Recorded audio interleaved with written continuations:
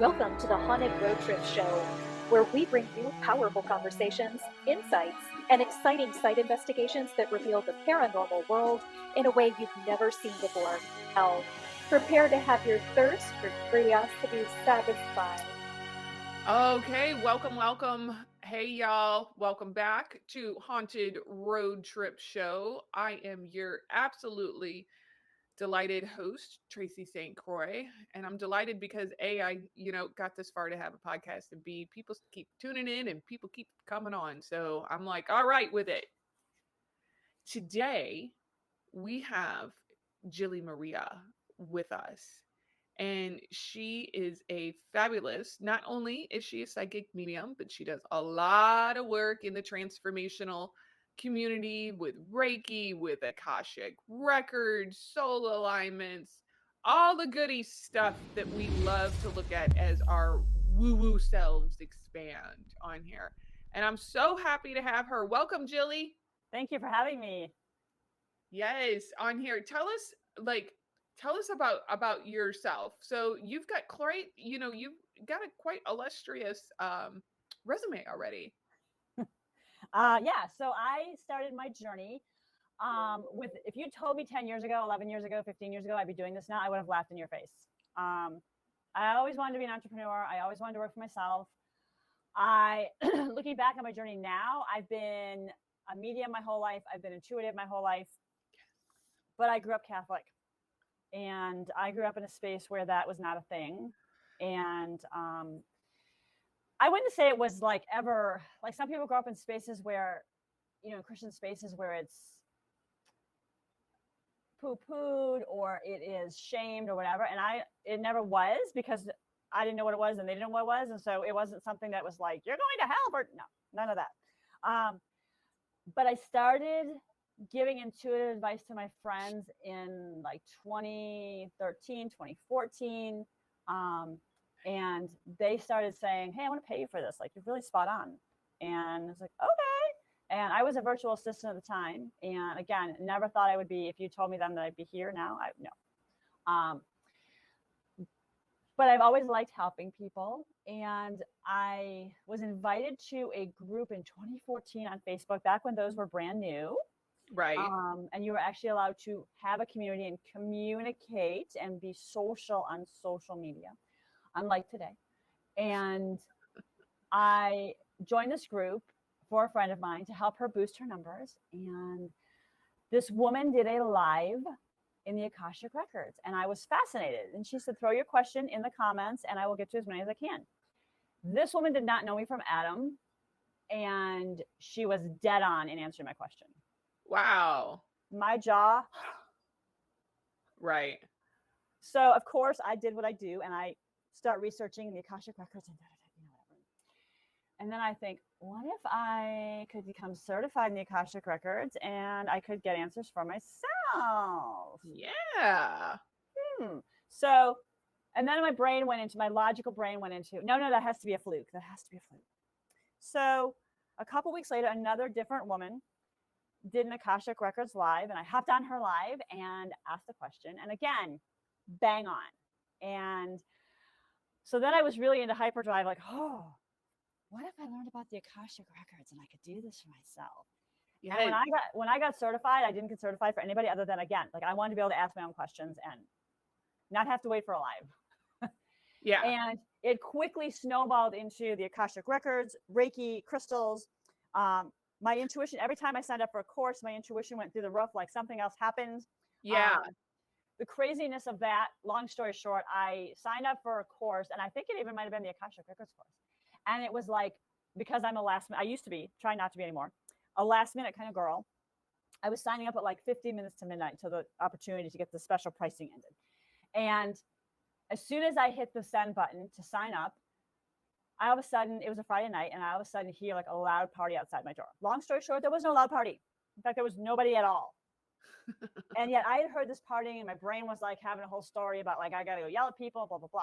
So I messaged the woman that I was going to be working with, and I said, hey, I just had this situation happen, and I know I'm not crazy, but what on earth? And she said, oh, yeah, you just told the universe I'm all in. Yeah. And so your clairaudience went right through the roof. And so if you don't know what clairaudience, which you probably do, but if you don't, if you're new to all this, that means you have clear hearing. So like you hear things a lot of times that no one else can hear, like a dog whistle type of thing. And yet here I was in the space of hearing things, which has honestly now, like the more that I've gotten into it, my gifts and doing the transformational work that I do, and accidentally discovered I was a medium one day. That was pretty fun. Was talking to somebody and I blurted something out, and the person said, "Oh my God, that's my so-and-so." Oh, wow. Oh, crap. How did you know that? And I said, well, they're right here. They're like telling me this. They're just like going on and on and on. And discovered my mediumship completely accidentally, and have been using it since, have used it to cross people over. And essentially like cartwheel, like my abilities have amped up as I've cleared stuff, as I've done my own work. And I think, you know, one of the things that one of the misnomers about Christianity, right, is that, or not Christianity, but spirituality, is that it's all serious all the time. There's a right way to do each particular thing, and there's only one way to do a thing. Like I will tell people, yeah, I can call in Reiki and send you Reiki while I'm driving down the interstate. It's not for everyone to do that. I can do it though. And people will go, oh no, you're doing it wrong then, because Reiki, you have to be doing this, this, and this, and you have to be this, and you can't drive in a theta state and da-da-da-da. And I'm like, okay.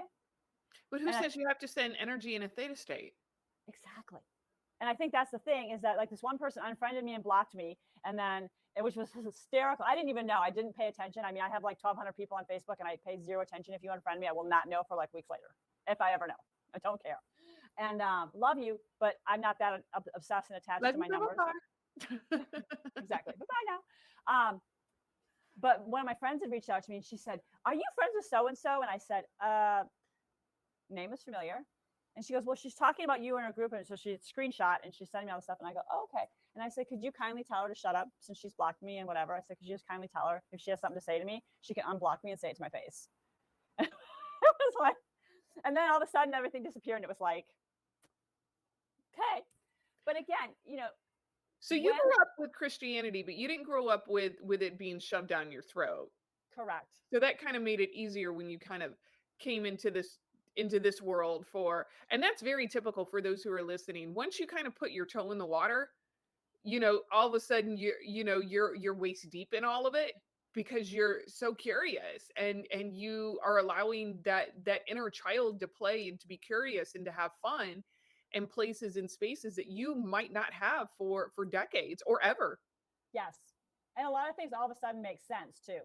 Yeah, a lot of the puzzle pieces start to, what I like to say is they start to click together. Like it's that click.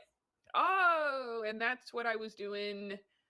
And that's why this was happening. And that makes sense on this. And I tell people all the time, look, when you get into spirituality or your woo-woo world, you know, you can have an undying faith that no matter what is happening in your life, at least you have a kick-ass spirit team around you to help you. Like you are not alone. Yes. Like your guides aren't going to like bail on you because they're like, oh, she did it again. Well, I think too, you know, I think one of the things too that is a major misnomer is the and either or. And I tell people a lot of times, when I tell people that I'm a spiritual Christian, and they're like, wait, what? And I'm like, I believe in God. My faith in God but it's been tested. I mean, it has been severely tested. And on my end, more than, because, you know, like you said, your spirit guide team never leaves you. God never leaves you. We do it all. We as humans are like, oh, it didn't come out the way I thought it was. So therefore, you know, when you told me that thing in the Akashic records and I zigged instead of zagging, oh, you're full of crap and none of this, you know, I'm done. And it's like, okay, cool. And a lot of times people will say, I was like, you know, you don't take it personally. I'm a conduit. If you're having a conversation on the phone doesn't go, oh, Tracy's about to talk about blah, blah, blah. So click. Yeah. Yeah, no, I've always learned this and that can be true at the same time. Correct. And I always say that like duality is here for us to explore. Duality is here for us to question within ourselves and with others. Because, you know, the person that I was at 20 years old is not the person that I am today. Correct. Same. I grew, I, explored things. I questioned my own beliefs. I questioned beliefs that the world told me. I questioned, why do I, why do I constantly believe this? Is it, really true? And that's about the exploration of self and becoming Yes. more and more self-aware. And I just did a TikTok video the other day about how anger helps you manifest, because I knew it'd piss some people off, so I did it. Um, I know I have a little I have a teenage size rebellion in me sometimes. Rebellious teenager in me that likes to come out. And I was explaining how if we didn't know what anger and rage was, and despair and depression and sadness and hopelessness and powerlessness feels like, we wouldn't be able to properly help people. Exactly. Because if all you ever know is joy and happiness and love and rainbow farts and all that kind of stuff, you're not going to be able to relate to the people who are having a rough, hard time. Exactly. And thank you And for you're saying not that. going to, yeah, and you're not going to be able to give yourself compassion, because we are human. We are here to experience it all. And honestly, rage has helped me become clearer in my life about what I will accept and what I will no longer accept anymore, and therefore helped me to attract and manifest something better.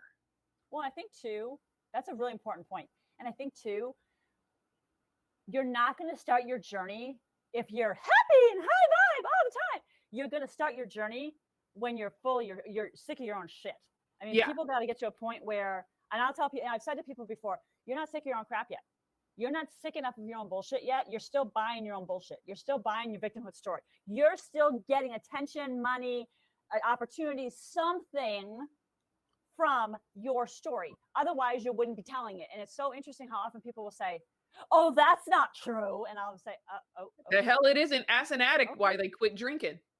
Exactly." And it's like you get to a space where, and I'll tell people like, okay, realizing, where you are in your own self, in your own story, and I tell, and it's like you said, so often we're like in spiritual communities, and it drives me crazy. And people are like, "We're going to be high vibe all the time." And I'm like, okay, that's fine. And I'm not about verbally vomiting and then running away. I'm not about that. But I am about realizing that emotion, energy and motion has a full spectrum. In other words, there's the fear-based stuff, which is the anger, the rage, the sadness, the discontent, the melancholy, depression, etc. And then there's the love-based stuff. So the contentment, the joy, the bliss, the, it's all good. And we can also feel those simultaneously, like be in the space of joy and grief simultaneously. I can feel anger and I can experience happiness in the same moment. I work for a cat rescue, and when we adopt out a kitten, I'm always excited that this baby is getting a new home and is going to get lots of attention and love. And I'm sad they're leaving simultaneously. And, I have had times when people walked out the door and they're like, "Thank you." And, you're waving them and they're leaving and whatever. And then you're like, and Yeah. okay, feel the sadness and the grief and and then move through the space of like, okay, that is awesome. They are fantastic people. I'm so excited. And I think that we a lot of times get stuck in that space of, we have to feel a certain way, right? Like it's incumbent upon you to, like, I'll give you an example. One of my friends is one of those people who she's, dealing with her stuff and whatever, but we'll get in the space sometimes. And she grew up in a family where if other people were feeling some kind of way, you also had to feel that way too. So in other words, if they're experiencing like grief, she couldn't be happy about the fact that it was sunny out, or the fact that, if the dog died, the dog lived a really good life. The dog was 16 years old. The dog lived a kick butt life, and, whatever. She had to also be like, if everybody else is sobbing, you too must be sobbing. If everyone else is angry, she said this to me one day, and I said, with love, help me out with that. Like, how does that help other people? So like, how does that, she was telling me, and I went, okay, so if you're in a space where everyone else is having a bad day, it doesn't matter why, and you came in the office and you're having a good day and you're radiating sunshine, why can't you lift them up? Why can't you just mind your business and they mind their business, and y'all get along fine? And here's the thing is that she was like, I don't know how. And I think that a lot of people, especially if you've grown up in religion in a guilt shame paradigm. Oh God. No idea how to be in joy, like no idea how, like the whole concept. And I tell people, like, it's like laughing in church. Like if the priest says something funny, you can laugh. It's like, oh, it's okay to laugh, you know? And I listened to a priest, Catholic priest, years ago, and it was an online thing. I don't even remember what it was about, but someone sent it to me and said, listen to this and tell me what you think. And so I did, and I'm rolling. Everybody in the church, it was recorded, it was part of a Sunday recording, but there was just one piece that she wanted me to listen to. And everybody in the church is rolling. I'm rolling. And he's like, stop. He's like, everybody stop a second. And he said, okay, the few of you who aren't laughing, like, why? Like, it's funny. Like, God wants you to laugh. God wants you to be in joy. Joy is part of your birthright. And the people were just like, they were older people, and it was like the notion of like laughing in church was disrespectful to God. He goes, what do you do at a wedding? Like if someone's getting married in the church, like, are we not joyful for them getting married? Yeah. And it was just like this whole, but it was that whole paradigm of, like you said, this and that can be true simultaneously, and be in the space of, it's okay to laugh. It's okay. Yeah, exactly. Like people want me at funerals and they don't, because more often than not, I'm like, look, man, they're having a good time now. Like I'm not, you know, depending on the situation, of course, but it's more like, you know, like trust me, they're okay. They're not, you know, their time is done here. And I was even laughing because I gave a eulogy at my father's funeral, and I was laughing to myself because he showed up in his uniform, standing by the door as he usually would, watching me. And I was of course the only one who could see him while I was eulogizing him. And I just, you know, looking back, I just have to, you know, I was kind of laughing about it then and still laughing about it now. Like, oh, wow, that, you know, it's kind of funny. Yes, it is. I mean, it's funny. And the thing is too, is like, you know, even when I deal with, you know, when I work with mediumship and people will say like, oh my God. And I'm like, listen, there are some super serious situations that I deal with. Yeah. But there's also some things where you deal with situations where it's like, really, like, you just have to laugh. And, you know, I've had people come through and they've been like, and I'm like, okay. And they're like, well, you've just, and I actually had a couple, I read for somebody like 3 years ago now, and it was an Akashic record session, but the grandparents came through. And these two were like right next to me, and they're like this on each other. They're both like swatting at each other. And I'm like, y'all. And I'm sitting there like, okay. And I'm like, do you have something to say to her, or you just want to keep? And the girl was like, you know, the woman said to me, she's like, what are they doing? I said, they're doing this. Like, they're both swatting. She's like, she's rolling, like laughing hysterically, like to the point where she had to push her chair back because she was like throwing her head everywhere laughing. And she was also had gator tears coming down her face because she's like, that is exactly my grandparents. The entire time they were married, she's like, they would sit there and he'd be like, you know, nudging her. She'd be cooking and he'd nudge her and she'd be like, and so they'd start this thing in the kitchen and she's like, anywhere. They would just start slapping at each other and then until they were both laughing. But it's, again, you know, we can be in the space of seriousness and grief and laughing at the same time. And she was like, oh, I needed to laugh. She's like, thank you. I needed to laugh that hard because everybody in my family's like, the person's dead. And oh my God. And it is, I've experienced a lot of death and it is so sad and heart-wrenching. But at the same time, like I look at people and I go, I'll sit there sometimes and you know, again, like you said, situation appropriate.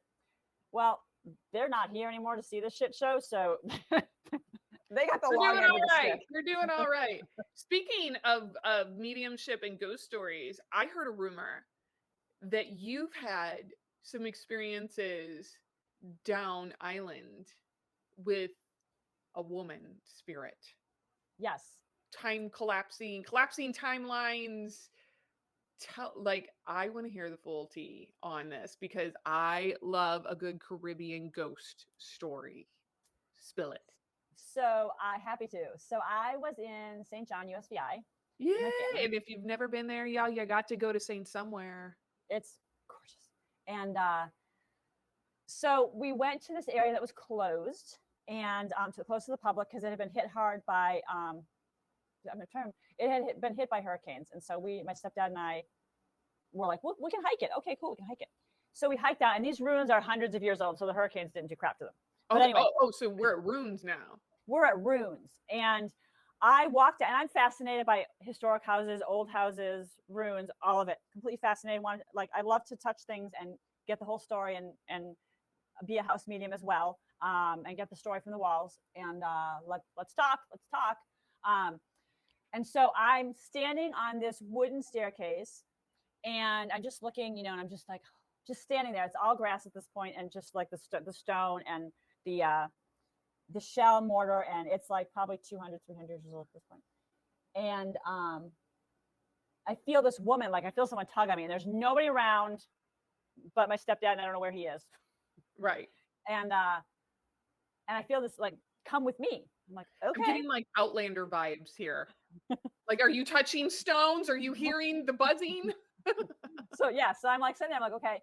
So I follow, so I go where I'm being guided, and I'm looking at, I have my eyes open, and it's a beautiful Caribbean day. It's gorgeous outside. It's hot and humid, the whole bit. But I can simultaneously feel and see, because it's the ruins of a sugar mill. Oh, so, yeah. Like 400 degrees, hot, dark, except for the fire. Enslaved persons that each are at a station, and the woman who grabbed my arm was enslaved. And I'm hearing she's here to help us. She can cross us over. She can get us out of here. And these people are going through the various stages of sugar cane. If you're not familiar, if you've never seen, if you don't know how sugar works, how it gets to your table in a bag at Walmart or Target or wherever you get your sugar, it is a process of going from getting the liquid out, crushing sugar cane to get the liquid out of it, and then taking it through various stages depending upon the heat of whether you want mash, whether you want molasses for alcohol, whether you want pure sugar cane, etc. There's a whole dichotomy. But anyway, so these people are in these hot pits, and they are turning the mash and doing what they do and such and so forth. And she is introducing me to each, I don't remember names anymore, but she was introducing me to these various people and saying, she can cross you over. She can get us out of this. And so I am, and she's like, please help us. And she had told me it was sometime in the 1700s. And she is telling me, like, explaining briefly what they each do, like what each person's job is. Right. This person's job is this person's job is that. And she's asking them, do they want to go? Okay. Do they want to go? Do they want to be crossed over? And they're like asking me what I'm doing and whatever. And I'm not saying any of this out loud. Nothing is physical. If you walked up to me, standing next to me, you'd be in whatever year we were in, broad daylight, etc. You would see nothing unless you're also in the same. You're in a whole nother world. Correct. And so, and I'm, saying I can cross you. This is, explaining who I am and where I'm from and why I'm there. And so I start crossing people. So I just start basically being like, you're free to go. Whatever's going on, you're free to go. And doing what I do. And they start disappearing. Like each person starts going. And I can feel them in my body, like when they've crossed. I can feel when they've crossed over, and they're done. They're done. They're done. And so then and by the way, I cannot hear anything in the present day. Right. So my stepdad You're tuned into what's going on in that timeline. Correct. So my stepdad yelling for me, I can't hear crap. I can't hear him yelling at me, anything. So I cross everybody over, and I say, I ask her, does she want to get crossed? And she says yes. And she's like, gives me a big hug, says, thank you so much. Thank you for doing this. Thank you for coming down here and finding us. Thank you. And I'm like, and I can feel it even still now. I get chills, right? I get verklempt about it now, because it's like, so I cross her, and as soon as I cross her, the whole thing, like the whole timeline collapses and disappears, and I hear my stepdad yelling for me. And I'm like, oh, hey. I'm like, hey, I'm right here. And he's like, what are you doing? I was been yelling for you. I was worried. And I'm like, I'm worried you got picked up by somebody and, taken off. And I'm like, he's like, please don't do that. And I had I couldn't hear him. I couldn't, okay. So I'm like, he's like, what are you doing? I'm like, crossing people over. And I'm like, I was just enjoying the beauty of these ruins. It's just incredible that, they're still here. I wish they were doing more to protect them. I wish they were doing more to allow people to witness history. I wish they were doing more too, because I believe that all the ruins are sacred, and the people that interacted are sacred. And it's one of my favorite things about mediumship is being able to get the stories that you don't hear, that are not public. So yeah, I mean, that was one of them. And I've also had someone come into the crystal shop that I go to, and she was looking for selenite to protect a house, and I was like, something's going on here and whatever. And long story short, I crossed over 200 Confederate soldiers, Civil War soldiers that were attached to her. Oh, like, wow. We're done here. Like, I'm like, do you want me to do? She's like, yes, please. she's like, oh my God, you just changed my life. Like, I came in here looking for selenite. We were bored and we were just, wanting to spend some time. And we figured we'd walk in the shop, and it's like. And so those soldiers were kind of attached to her for whatever reason. She went somewhere and came back with more than she bargained for. Her brother owned a house in Oxford, North Carolina, that had been a Civil War hospital. As most of the houses, a lot of houses, I live here in North Carolina, and we have a lot of Civil War history. We have a lot of, houses and buildings and whatnot that have that history. And it's, the work is sacred, and it can be funny sometimes too, because sometimes, again, you'll encounter people who, and they're trying to show off their personality to confirm that they are who that, the person thinks they are. And you're going, oh my God, like people that, will do everything from like taking off hats, showing that they were showmen, showing you what they did for a living, all the things. And it's incredible work, and it was one of those things where, I'm honored, and it's a humble honor to be a medium. And that's what I always think. Like, I'm surprised. I'm still surprised at it. I'm shocked at it. I'm like you. I can't work for somebody else. I have problems with authority. I don't have problems with authority. I do and I don't. I'm not going to, I don't work for people long term. It doesn't work out for me. Like, I have too much of that entrepreneurial spirit in me to do that. And that's why I, also with the mediumship is I get very, very passionate about being properly developed and understanding what your gifts are and how to use them ethically and how to use them with principle and making sure that you get proper training. And sorry, folks, saying that you trained yourself ain't good enough. Sorry, because there's nobody there to question your ego, your mindset, or where you're going. Sorry. Well, I think too, like you said, I think that too, there's, I end up telling people a lot of times that you can't be in other people's energy. We can't be in other people's energy. And I end up telling people a lot of times, like, that's a huge ethics violation. If you're in a space where, like, someone will say to me, well, my ego, this, and like, then you need to stand back because your ego's running the show. And if you're trying to be right or wrong, or you're trying to, like, there's a lot of things where we need to understand what we're doing. And, it's what, like, when people will say to me, oh, I hate, how do you feel about graveyards? I love them. I'm like, I love them. I love them. Hang out. Honoring people, it's like, and I'll say, well, they're not there. So it's just dead bodies. Oftentimes they're not there. Yeah. Sometimes you will. Sometimes there's still spirits hanging around, but for like the most part, not so much. There is and there isn't. It's not as popular of a spot as us, meat suit humans want to believe that it is. Because honestly, folks, you got to think about it. Like, if you're dead and you can go anywhere and do anything, are you going to hang out by your grave? Like, is that where you're really going to be like, this is the club? No. So you like old houses. Love them. Okay. You want to play a game? Sure. Why not? Okay. I love to play this game, and it's called, are we going to book it and stay there? Are we going to book it the hell out of there? Right? We ain't staying in this place. No, sir. No, ma'am. Okay. So we are off. Once again, let me see about this. Sharing my screen. Oh, sharing my screen. It seems so personal. So personal. Okay, come on, pop up. There we go. All right. All of my tabs that are open. I feel so exposed. Are you a lightweight? Are you a 2-tab girl or are you a 50-tab girl? No, this is a whole new window open up. And, on my other window, I have like 5 million. Okay.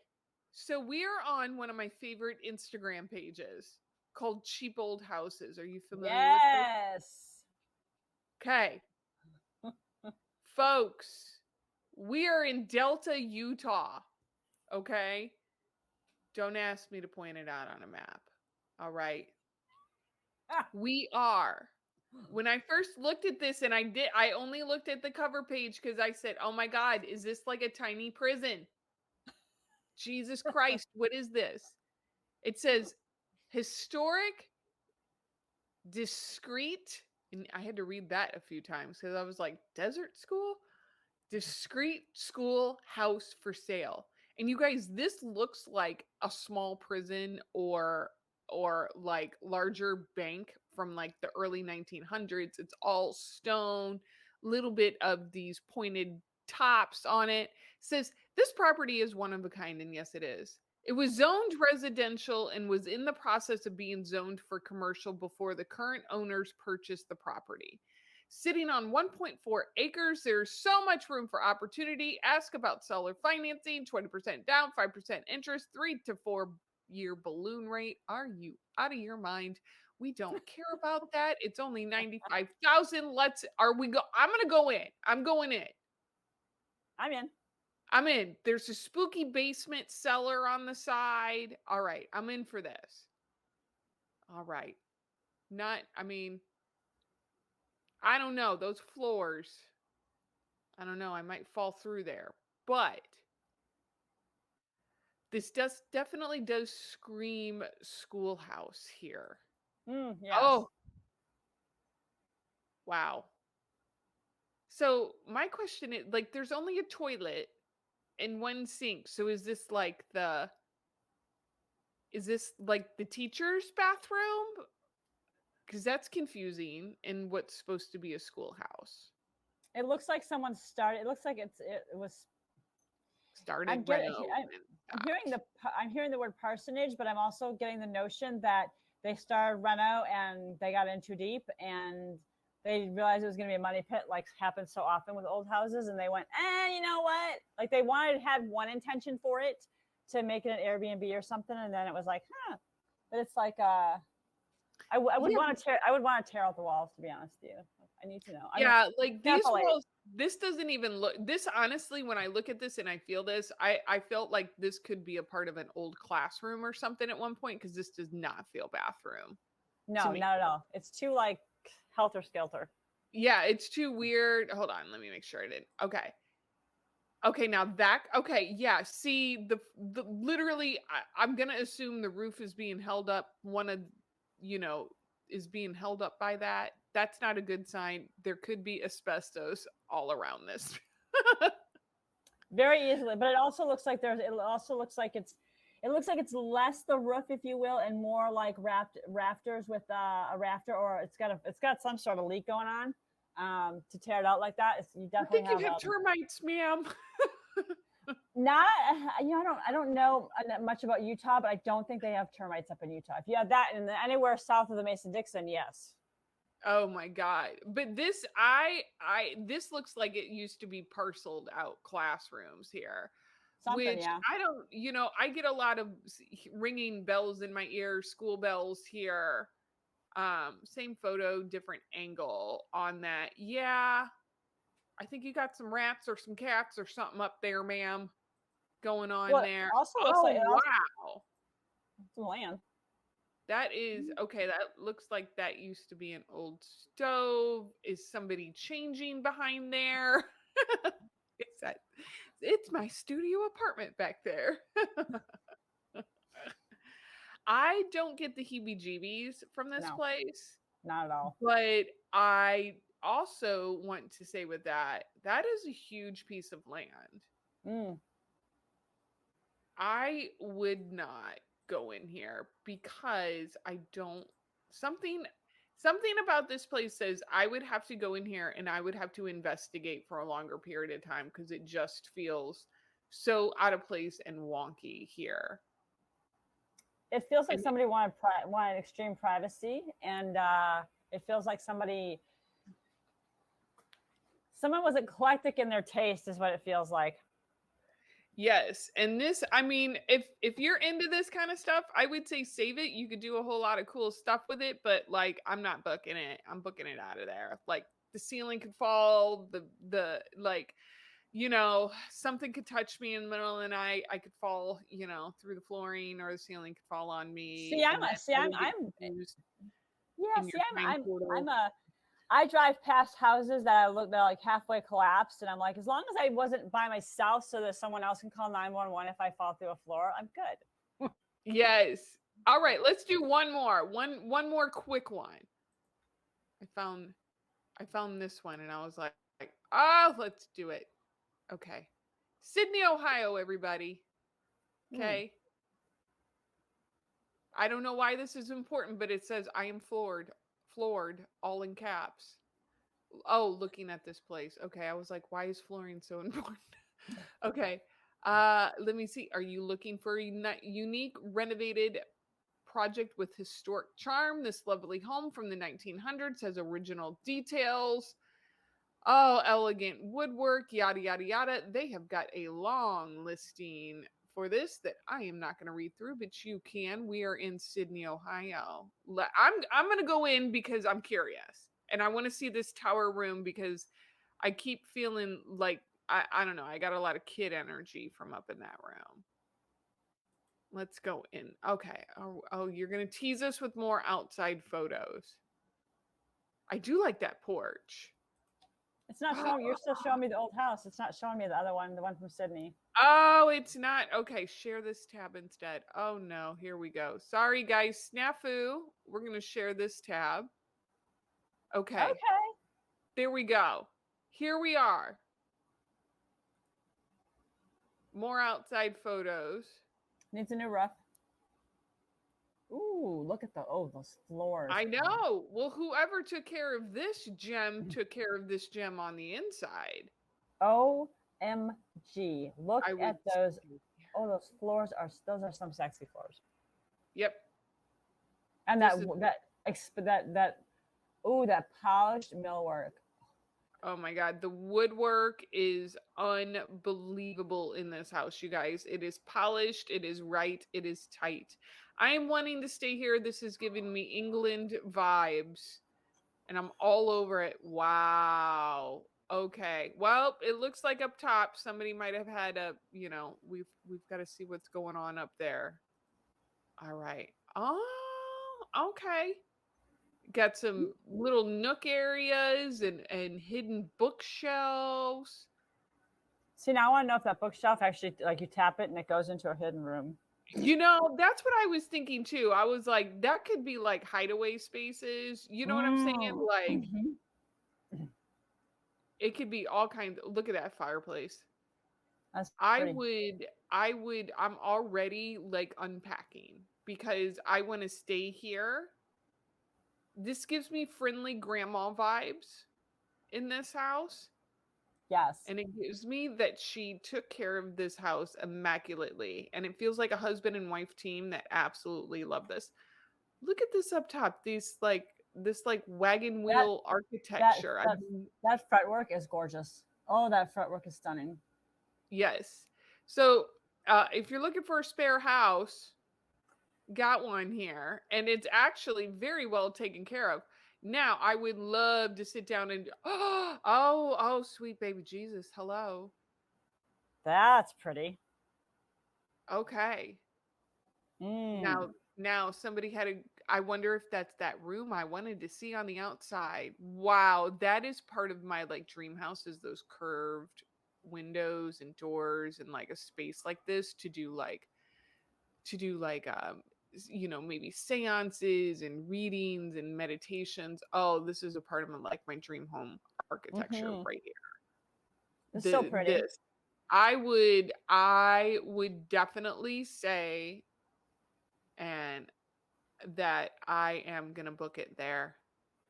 This is no asbestos house, so it's good. It's good to go, everybody. And I'm super excited about that. Now, you did say, before we go, and we've had a great convo here, you have a free gift for everybody. Yes. Tell us what it is. They can reach out to me, and I actually switched everything up how I want to do the free gift, but you can do it. I'm going to keep it super simple for you. Email me, Jillie Maria, JILLIEMARIA @JillieMaria.com, and you get to ask up to 3 questions of your Akashic records. Woo! And you need to put in the subject line the haunted road trip shows. There you go. There you go, folks. And I will put that in the show notes so you guys can remember it. And she is easily accessible on there. I thank you so much. This has been a whole lot of fun, Jillie. And I hope you have more ghostly adventures next time you come back and be able to talk with us. Me too. Let us know what you think in the show notes. Put it in there. Let us know. In the meantime, guys out there, you know, be cool, be kind, be gentle to yourselves and to all the little spirits around us.